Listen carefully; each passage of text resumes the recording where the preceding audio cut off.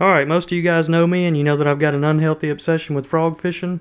Sometimes I frog fish 10 months out of the year, and over time I've picked up a lot of small tips and tricks to catch more fish on frogs, and I'd kind of like to share that with you, and I think it'll help you catch some fish. So I'm going to break it down into 3 different categories. We'll start off talking about equipment, and then go into seasonal patterns, and then lastly technique. Alright guys, let's talk a little bit about equipment. I pretty much use 2 different rod and reel setups all year long. One of them has 17-pound monofilament and the other one has 30-pound braid. And with my rod and reel setup, you can pretty much pick your favorite reel, and I would just suggest using something with a 7-to-1 gear ratio. You're going to be making a lot of casts and covering a lot of water. You need a fast ratio. For the rods, I use 7-foot rods. This is a G Loomis IMX, and on my monofilament I use a St. Croix Avid. It's 7-foot also. It is a medium action, and I like a little bit faster tip, and I can work a frog a little bit better with that setup.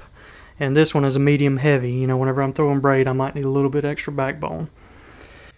Alright, so when should you use braid versus mono? I use my monofilament rod and reel setup probably 90% of the time, and I catch a lot more fish on it.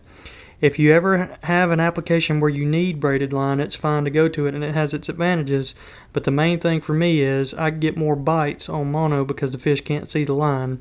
It's not going to break, you know, unless you rub it up against some logs or whatever, so it's plenty tough enough to fish a frog.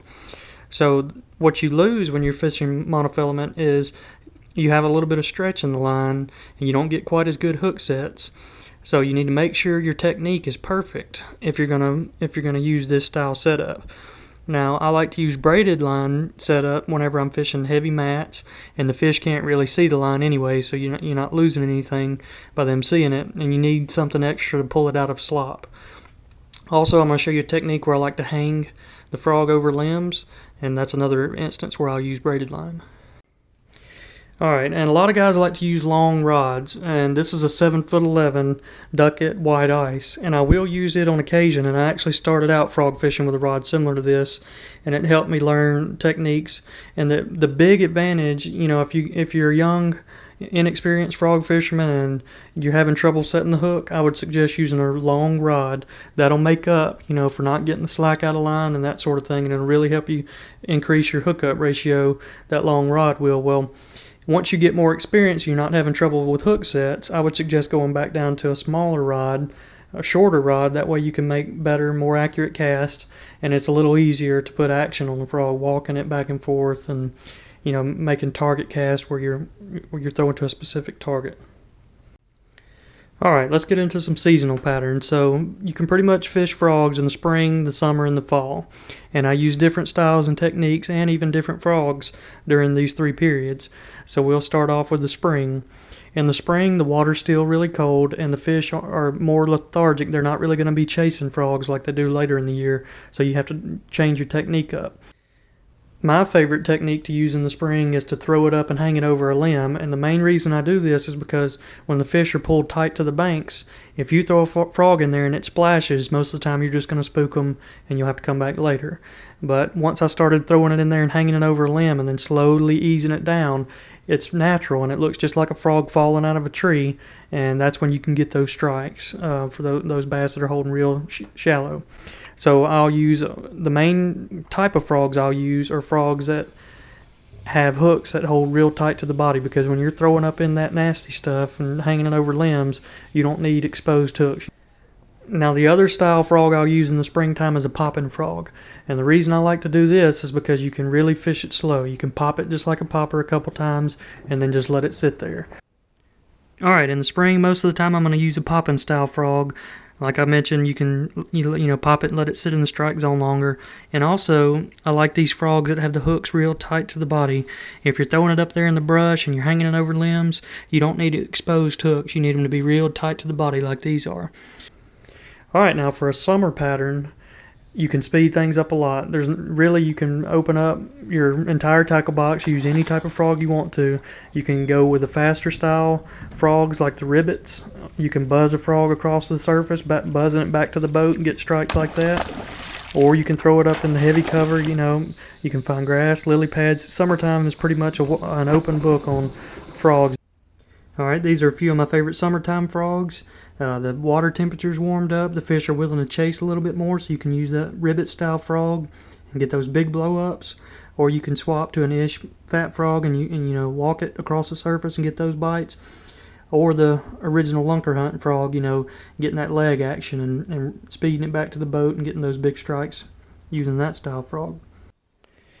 Alright, now let's talk a little bit about fall frogging.